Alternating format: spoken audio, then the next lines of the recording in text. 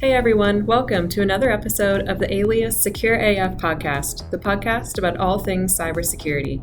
I'm your host, Teddy Underkoffler.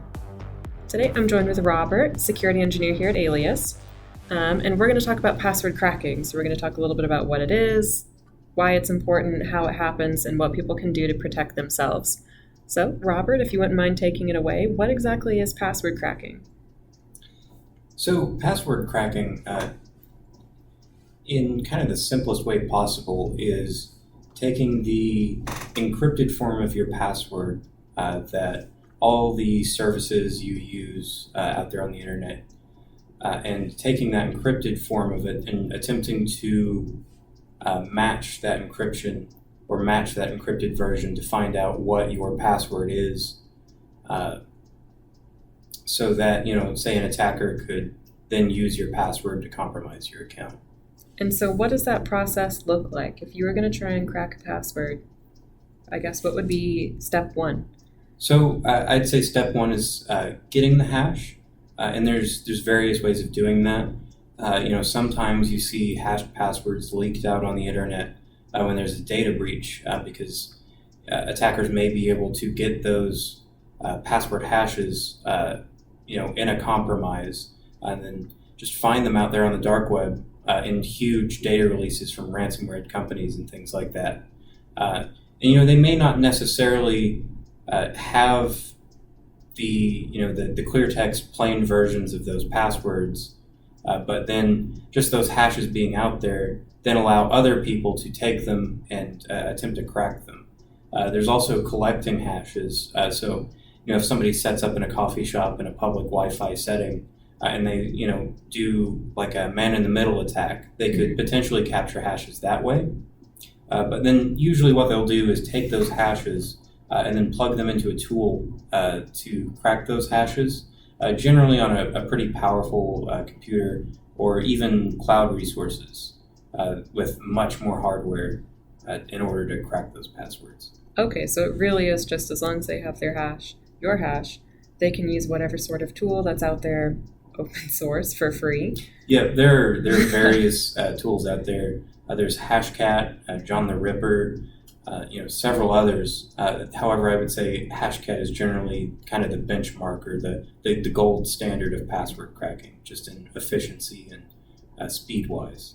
Okay, and obviously we can probably kind of guess why people or when people would use this for maybe not the most legal activities, but when do you use this as a pen tester?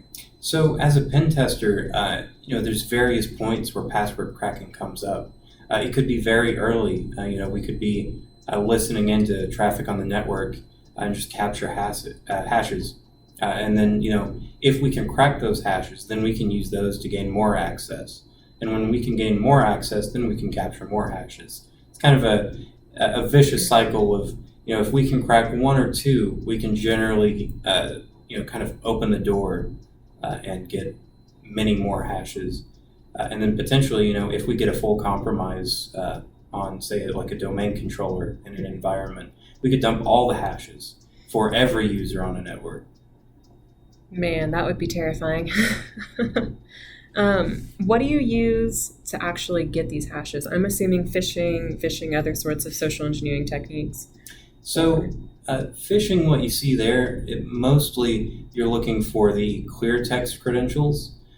You're basically asking for somebody for their password, and then you're not worried about encrypting that or storing it in a secure way. Especially when you're the one doing the malicious thing. Yeah. So getting those hashes, I would say probably more common is just finding them on the dark web. Say a company gets ransomware and all their data gets leaked out on the internet.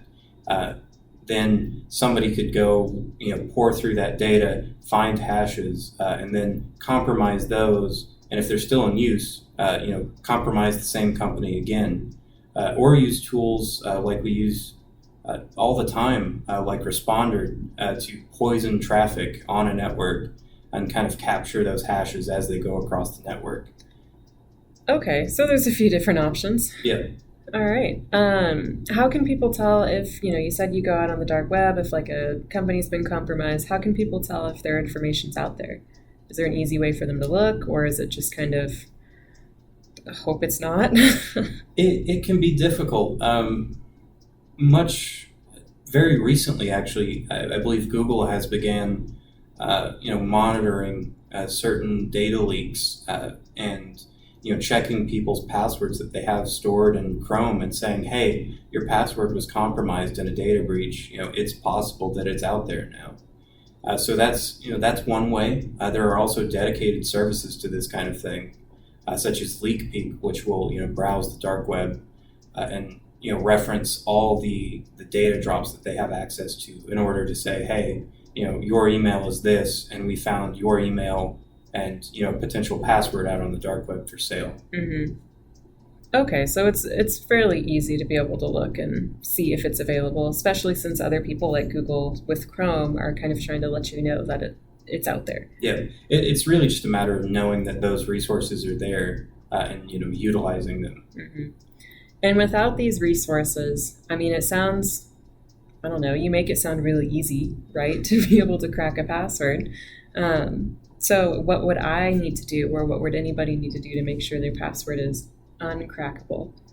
So I would say, as a regular person, the number one thing that helps is just being better than 50% of people at making a password. Because if I have 400 hashes from one company, and let's say 20 people have a password that is 8 characters or less, and I can crack that in a day or less, then I'm going to get those, and I might move on with just that information and not even worry about cracking the rest. But length, I would say, is the number one factor in a strong password. Even if you don't have uppercase, lowercase, and symbols and numbers, just having a 28 character password is much stronger than a 14 character password with various complexity kind of flags, I'd say. So then if it really is that many characters, right, how can people remember them? That's the question. That is the question. I like to say use passphrases instead of passwords, because it's much easier to remember a phrase than it is to remember just an arbitrary string of random numbers and letters. The quick brown dog jumps over the lazy fox. If you say it enough times, eventually you can just recall it from memory. Yeah. I obviously wouldn't use that one, as that's a pretty common typing test. But, Yeah. I've heard of people using different things from different places, like classic literature, like Shakespeare or Moby Dick, and just a certain particular line that's easy to remember. And just when you type it out, it just ends up being a huge number of characters compared to most passwords. But I imagine it's a lot easier to remember if it's not just like random words or whatever thrown together in a password. Yeah. Okay, that helps. Let's see. I mean, I feel like that pretty much covers most about what password cracking is, how it's kind of used. Do you have any good stories from passwords you've cracked on engagements? I have a number of stories relating to passwords because it's a key part of what we do when we're pen testing. It's a very core part of the process sometimes, where it could be what grants us access that gets us that foot in the door in a pen test, and then kind of opens it up to further exploitation and moving on to other machines. I think one of my favorite things that comes up when I crack passwords is if I manage to crack the password of somebody that we are in close contact with on a pen test.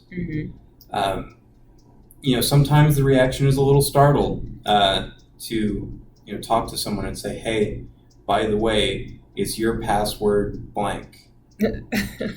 And you get interesting reactions. However, it also is great, that kind of scenario where, there's some pushback on, we have a lot of older users. They don't want to use 12 characters minimum. They don't want to step up to 14, certainly not.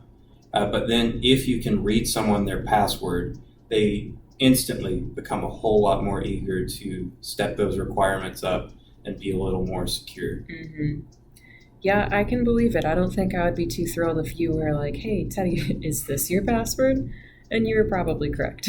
Yeah, it's a bit like a magician, like, is this your card? But a little more terrifying for sure. Yeah, I can definitely believe that. Well, do you have anything else to add? Anything I didn't hit on that you wanted to talk about? I believe, maybe one more note on just, what is kind of best practices for your average person.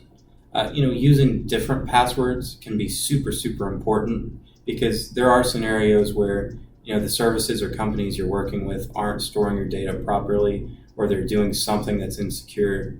And your clear text password might be leaked out on the internet. And if you use that password for more than one service, that really lets an attacker do a whole lot more with that information. Mm-hmm. So, even if you're not using a separate password for every single service, keeping it to things like, okay, my bank has its own password, because that's something that, I want absolutely no overlap with. The more critical things necessarily need their own strong passwords. But if it's less critical, like some one-time shopping. Yeah, like if you're using, Facebook, Instagram, and you don't have payment methods linked to those, it's understandable to use a similar password or the same password for those kinds of things. But, anything you have your credit card tied to, anything you have sensitive information tied to, it helps to kind of keep separate. Yeah, no, that makes perfect sense.